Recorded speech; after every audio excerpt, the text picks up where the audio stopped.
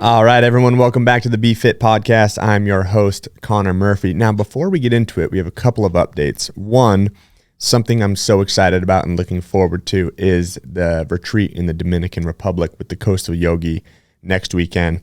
It's not a pitch or promo for it. You cannot book any more spots. All the spots are full. Just looking forward to it. Look forward to some awesome content coming from that. And if you are participating in it, I look forward to seeing you there. Second, I just got back from Costa Rica. My brother lives down there. He has an incredible setup with a restaurant, a bar, a brewery, a coffee shop, roaster. They do all sorts of things down there. And I'm currently drinking this, a little pour over of the Fuego coffee, and it is just unbelievable. Also not selling that. You can't have any, but I just want to let you guys know it is absolutely fantastic. If you do love coffee, maybe I'll make you a cup. But last thing, and I'm just noticing this now, I've always been insecure about my teeth. I had crooked teeth for the majority of my life, and I never smiled showing my teeth.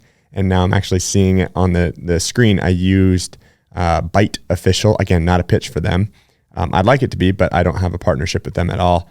And I'm on like week 19 with my retainers. Hurley doesn't let me wear my retainers during this because I sound like I have a lisp, which now I think I'm trying so hard to not. It almost sounds like I have one anyways. But anyways, just excited about that.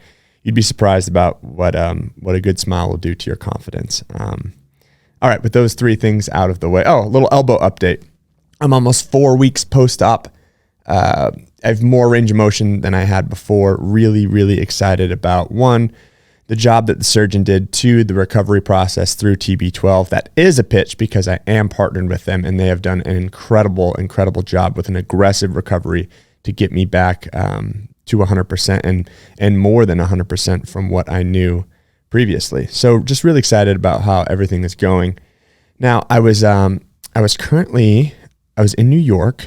Well, let me see the name of this. Oh, I was walking into a grocery store. I knew nothing about this grocery store. It was just there, and I was going to get a meal. If any of you guys have been to a Stu Leonard's, Hurley, have you ever been to a Stu Leonard's? No, I've never even heard of it. In New York? The most electric grocery store you have ever been to.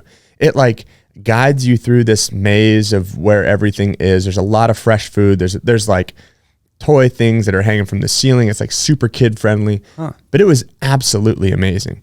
So I'm walking into this Stu Leonard's. I got an unbelievable meal. I just wanted to hang out in that grocery store the rest of the day. Anyways, sidetracked.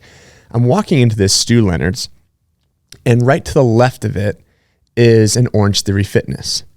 And I've been very familiar with Orange Theory Fitness. However, I saw a sign, or it was on their window, and it said the best 60-minute workout in the world.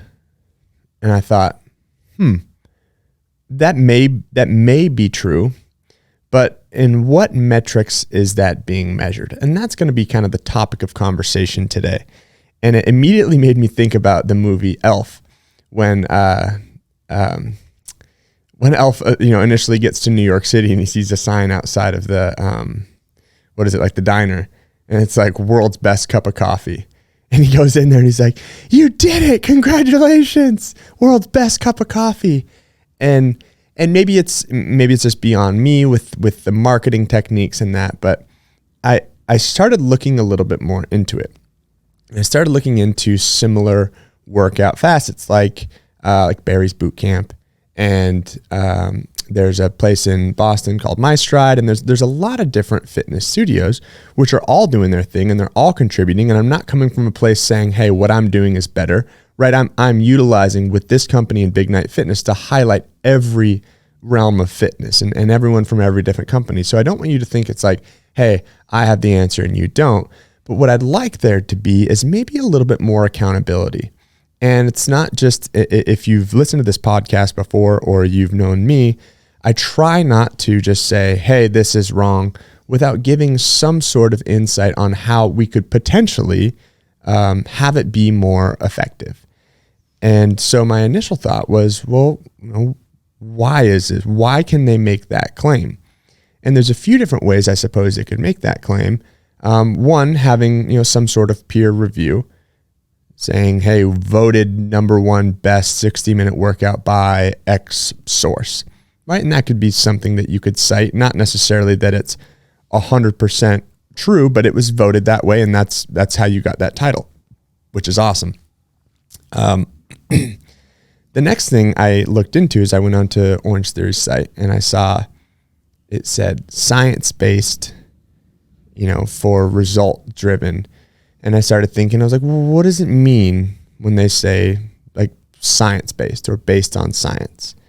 And you can talk about the traditional definition of science, but not to go too far into that. Well, I guess if you go down the route of clinical trials, then if you have success in your athletes or members or whatever you want to call them, getting the results that they want, then those could technically be clinical trials of success in this. So if it's science-based, there's your very, very broad brushstroke over a, somewhat quote unquote clinical trial. But then I started looking at other disciplines and going towards, like the Barry's boot camp. And it was also like, science-based or with science-backed, results. And it made me want to think like, well, what are results? When they say they're the best at what? The best 60-minute workout for what? Is it for losing body fat? Is it for increasing bone density? Is it for gaining strength? Is it for just overall well-being? Is it for, there's a lot of these different health markers that you could determine the best, but I wanted it to be a step further. And I'm not going to argue saying, hey, this isn't the best, you're wrong, this is poor marketing, or this is false marketing. It's more, well, what is it exactly that you're saying? And so if you are a member or coach or owner of a Orange Theory or Barry's Bootcamp, I would love to hear your insight on what exactly the goals are. Goal-oriented fitness is understandable and an incredible thing. It's really what everyone wants, right? Or at least what everyone thinks they want is to achieve fitness. But what is your definition of fitness? How do you define results? If I were to come into an Orange Theory and say, currently right now, I can deadlift 225 pounds and I'd like to deadlift 405 pounds. Is this the 60-minute workout that's going to best suit me for that? If I'm going in and I say, hey, I am at 30% body fat and I'd love to get down to 20% body fat, moving from a state of sickness to a state of wellness. Is this the best training program for that? And I think you could probably start to draw parallels in the sense of the latter is probably more appropriate than the former here. If I'm not lifting heavy weights, right, I'm not going to create or get adaptation in an area that I'm not training. So I'd love to push it further as to what is the best. And then I kind of started looking at personal trainers and different people's pages. And there's a lot of claims as Boston's #1 personal trainer. And again, you're like, okay, is it marketing? I'm not disagreeing with it, but how and why? Is it that you're the most popular? Have you had Boston's most effective trainer in, goal-oriented clients? I feel like there needs to be a step further that goes into this rather than it just being, hey, here's the best way to go about it. And you can still kind of have those claims, but I always wonder from an objective standpoint and how we define fitness as essentially your work capacity over an infinite amount of physical activities, an infinite amount of physical tasks. That's going to be your fitness, is your work capacity across broad, time, and mobile domains. How do you know someone is getting fitter if they are participating in your classes? And I think a way, and I don't know if a lot of these companies do it, but I think a really cool and effective way, maybe you incorporate it, maybe you don't, is having some sort of baseline workout. And this is where we can make those claims as opposed to, hey, we're the best, as, hey, here's what we can help you improve with. And for instance, I've done a decent amount of Barry's Bootcamp classes with who you saw on here earlier, Dan DeStefano, Pickles, Jessie Allegri. I've taken a few of her classes as well. And going in there, it's, I'm sweating, I'm moving. They're great workouts, but how the results are oriented, I'm not sure. And maybe we could make it more specific, like having a baseline workout. So for instance, you have a new client that's coming in. Hi, I'm Peter Hurley. This is my first time at Barry's boot camp. And they say, hey, Peter, hop in class, see how you like it. I said, I love it. It's awesome. What do I do to sign up? They can say, well, we'd love to have you measure your results. We'd love to be able to measure your fitness. You don't have to do this. However, we have a baseline workout you can perform. And what it is that it's a 1 mile run. And then you're going to perform 1 minute of deadlifts with an appropriate weight, with 2 dumbbells, 1 minute of deadlifts, 1 minute of front squats, 1 minute of push press. And we're going to account for the total amount of reps that you have there. And then we're going to write that down, and then we're going to set you free. We're going to set you free on the program that we already have, that we know is effective, that we know is potentially the best 60-minute workout in the world, or that exists out there. Awesome. So Peter Hurley does Barry's boot camp for 6 months. And after 6 months, they say, hey, it's time to retest that baseline workout. In the first one, he ran a mile in 8.5 minutes. And he was like, heck yeah. But he's been doing these classes where the intensities and the intervals and the incline and a lot of the movements are changing, and he's pushing himself in those. But now he goes back to this baseline test, and he runs his mile, and he runs it in 7 minutes and 15 seconds. And in the second part, in the floor part, he achieved 45 total reps of all the movements. And on this one, with the same weight, with the same range of motion, with the same movements, the second time he retests this, he now does 90 reps total. Well, shit, that's objective that he is now fitter and more capable than he was before. So if we can start to incorporate that type of stuff, maybe we can have a little bit more meaning behind the claims that we have of this being the best or most effective, or increasing your fitness, or increasing your speed time. And as we know, as you're increasing your objective fitness, what you're capable of, all of the other stuff is going to come alongside it. Because if you're now running faster, you have an increased stamina, you have an increased cardiorespiratory endurance. If you are now moving more weight faster, you have an increase in strength, you have an increase in speed, power. If he is more comfortable in those positions, you can increase flexibility. And then you get to the neurological components. If you're practicing these things over and over with good coaching, helping you move better, he's improving his accuracy, his agility, his balance, his coordination. His body fat's going to be lower with that. Like, all of those things come along with it.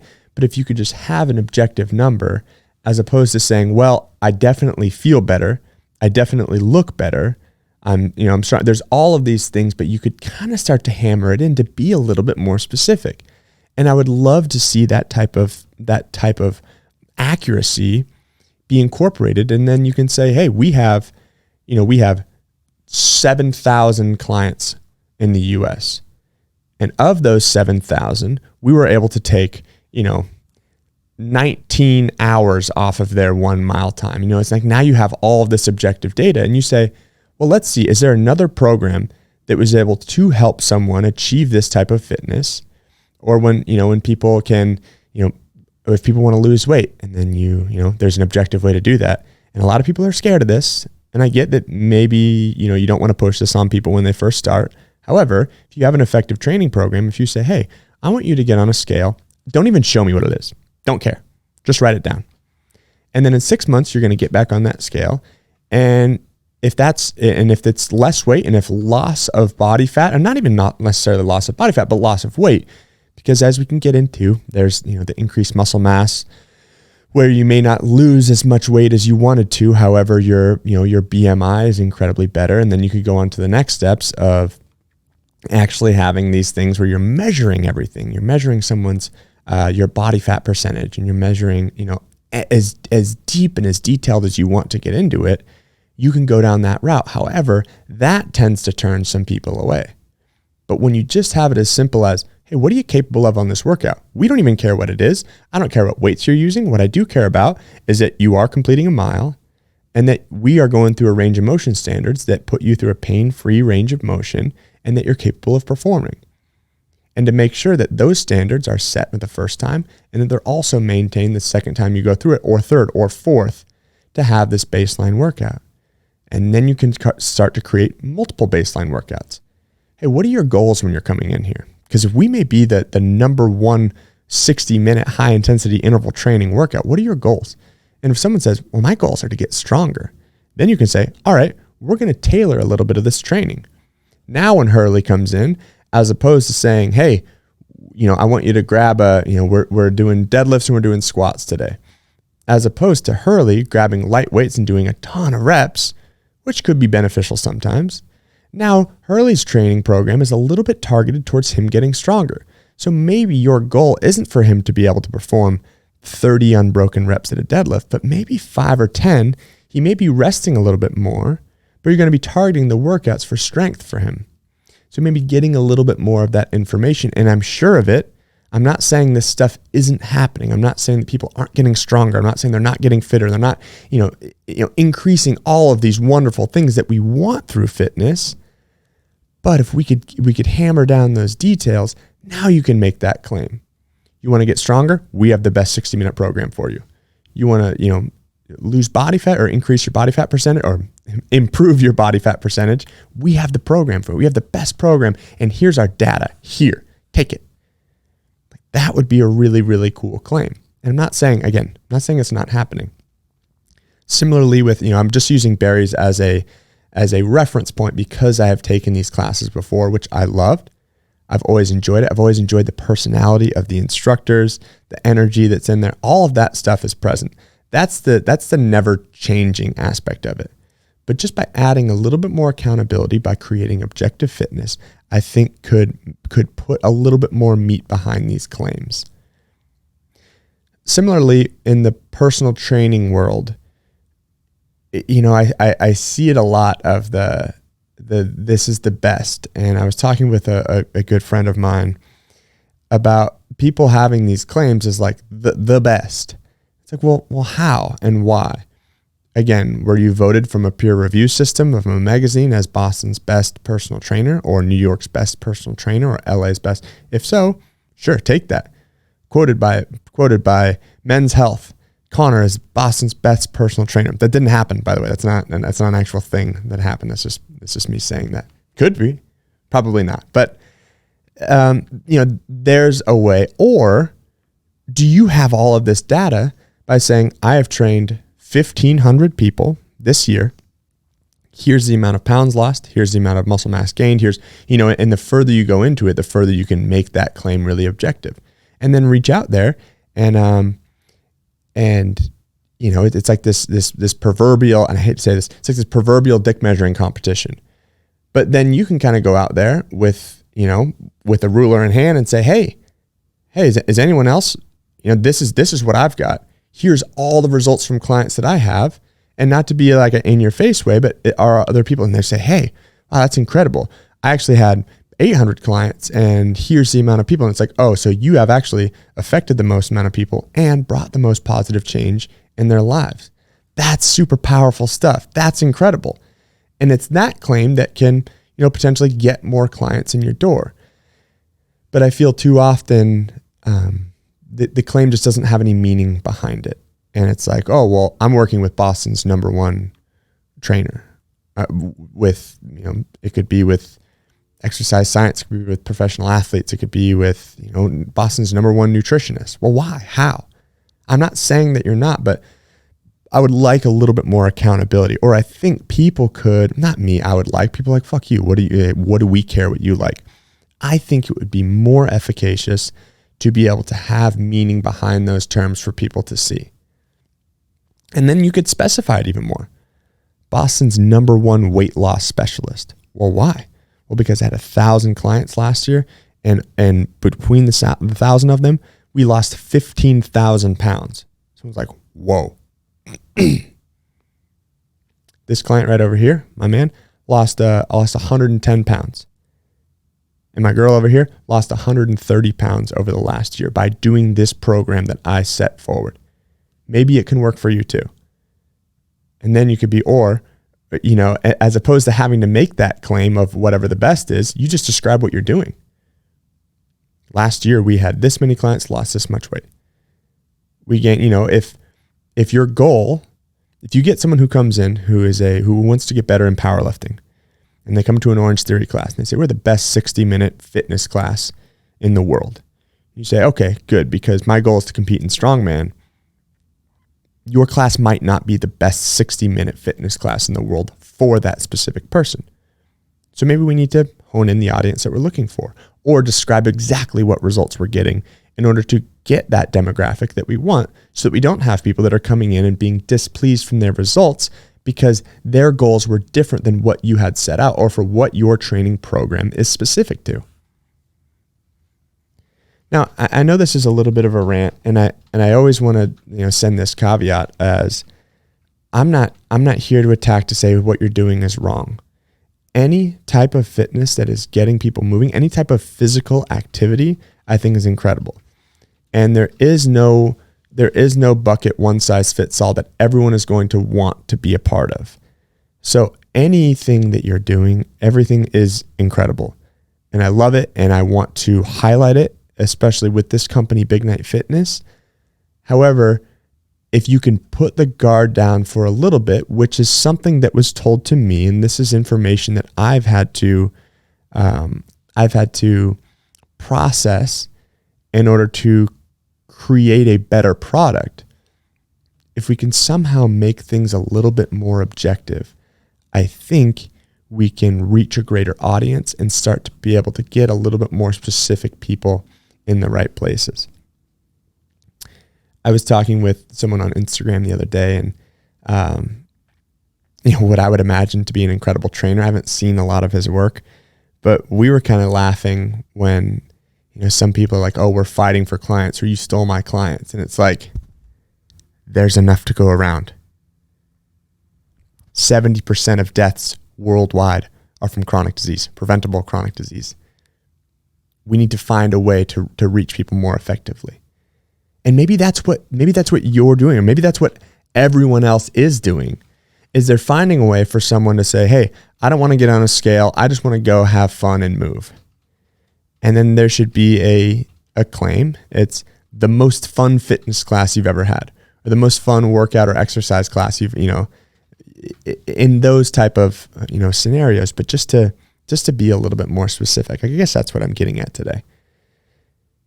And, if you have questions on this, or you even have answers, if I'm way off and you work for Orange Theory or Barry's or My Stride or Row House or any of these, and I say this genuinely, any of these incredible companies that are helping people move and decrease the risk of them getting chronic disease or reversing the effects of it. If I'm way off on this, you say, hey, we have a benchmark program. This is exactly what it is. Here are the statistics to why we make this claim. Awesome. Amazing. I'll come back on the next podcast and say, hey, I got this information. I am not afraid to be wrong here. It's just when I see these things and I wonder and I do some research, I think I wonder and I have these type of questions, and I'm not perfect in the sense I don't have all of the answers. If I did, then I would have 4 billion clients that would follow my training program, which I don't have, I guess, an online training program at all, but I also don't have, that following. So just kind of food for thought. If you have, I'd love to have some sort of, an open discussion here. I know this will be on Spotify, but if you want to hop over to YouTube and just put your thoughts or your opinions below on this and say, hey, here's what's happened. If you're a member of one of these places, and say, hey, here's the efficacy of our program. Here's what I was able to accomplish by doing these workouts consistently. Amazing. Get that stuff out there. Promote your brand. Promote everything that you are doing. And if you're like, hey, this kind of makes sense, I'd love to bring this to the exercise business that I'm currently going to. Awesome. Bring it up to people. People need to be open to feedback. When I was coaching at Reebok, I was so fortunate, and some people may think this is unfortunate, and I'm sure there were certain days that I thought it was unfortunate, but not just lectures that I was giving during seminars that were getting feedback on, but my classes. How I was running a class, I had two of the most incredible as far as knowledgeable, personalities, passion, teaching, seeing, correcting, presence and attitude, group management, demonstration coaches that I've ever had the pleasure to work with. And they would watch my classes and they would give me feedback, usually a little bit afterwards. If you start trying to give people feedback like 3 minutes after their class, you may get a little bit of a visceral response because of the passion that's put behind it. But if you're able to take a step back and take that, advice or feedback, whether it be stylistic feedback or, hey, here's objectively how this can get better, but to improve your efficacy as a coach or as a business or as a gym, that's incredible stuff. And I used to think when I was down in St. Thomas, and this is kind of a funny story. I like to make fun of myself. When I was down in St. Thomas, we created a CrossFit affiliate called CrossFit St. Thomas. And Chris Irwin, Jen Irwin, and myself, and then we brought on a trainer, Jared Schmidt. And the four of us created this unbelievable community of people. And people were getting fitter, all of these wonderful things that were happening. We had 160 members to our gym on this small little island that's 11 miles long by 4 miles wide, or 4 miles tall by, either way, this is what St. Thomas looks like that. And so when I went back up to which was the coach's prep course, or which is now known as the level 2, I was like, well, I'm going to knock this out of the park because I'm an incredible trainer. I am giving these people the results that they need. And I'm telling you, on day one, I thought I knew everything. And I was even questioning some of these trainers and the information that they were giving, like, no, I do it differently over here and it's good. And at the end of day one, getting that sort of feedback that I hadn't normally been getting made me question if I should even be coaching or teaching fitness classes. It was so incredibly humbling. And the entire time I'm just trying to argue my point because these people are seeing results and they're getting better and they are, they're loving it. And we're improving relationships outside the gym and like all these wonderful things are happening. Yet on day 2, I was like, fuck it, Connor, like leave your ego at the door. Go in there and learn from these people. There's a reason why they're here. There's a reason why all these seminars are sold out. It's because people can get better from listening and gaining feedback. And I went in day 2 and my mind was blown. The amount of information that I was given, and that changed the trajectory of my coaching and fitness career. It changed the way I trained. It changed the way I treated people. It changed how difficult it was to actually coach a class and give people what they needed as far as coaching feedback with movement and understanding. And it just put a spark in me. And all I had to do was just be open to a little bit of feedback. And now it comes down where I'm not just open to feedback from these fitness professionals. I've learned from some of the top specialists in the fitness industry, from the best endurance coaches outside of CrossFit, just in general, from the best endurance coaches, from the best bodybuilding coaches, powerlifting, strongman, Olympic lifting, gymnastics, specialists, people who competed in the Olympics in their respective sport. I've gotten a chance to learn from, and it's amazing. Of course, you're going to listen to Dave Durante when he's talking about a handstand to press because he competed in the Olympics as a gymnast, and he has coached and taught thousands and thousands of people. However, the next kind of learning process for me was that at every seminar where you are teaching someone, there's probably a good amount of information that you can learn from them as well. It doesn't always have to be this sport-specific professional that you're gaining all of this profound information from. And when you can take a step back and learn from your clients, from people that you're teaching, from your friends, from people who it's their very first time in class, it doesn't mean you have to administer and take every bit of feedback like, oh, I'm going to do this 100%. But if you have that ability to process that information, you can then become an even better trainer, gym owner, business owner, whatever it is, to be able to take that feedback to see, hey, is this valid and can it work? And if you try it out and it works, awesome. If you try it out and it doesn't work, well, you have a new day tomorrow. And that's kind of that whole feedback loop as well. I feel like it's something I wanted to say when I was talking about that, but I wanted to finish my thought. I'm really good at just bouncing around and not completing any thoughts. So that's one of the things I've been working on. We were talking about like receiving feedback from people, and I just think it's a really, really powerful journey. All right, we've mentioned this before on the podcast. It's like the more I know nothing. And the more you learn about stuff, the more the doors open to how much information there is out there. But kind of to circle it all back around, my goal wasn't to pick on any certain brand or company. It was just what I saw on the website and what was being promoted there. And I'm also not saying that, hey, your claims are false, but to make it more rigorous science, put some data behind it. Put an experiment that can be repeatable. And I think incredible things are happening, and I think it could be even more incredible to be able to pinpoint that number on it. Feedback, if you have anything from me, you can always find me at Big Night Fitness is our company. My specific Instagram is at Connor T Murphy, CONORTMURPHY. Our YouTube channel at Big Night Fitness. I'd love to have a discussion here. Leave feedback, good, bad, or ugly, as long as it's not vulgar. We'll respond to you, and we can open up to have that discussion. I'm always open to feedback on this. But as always, I really appreciate everyone who takes the time to listen in. 12 years now coaching in the fitness industry.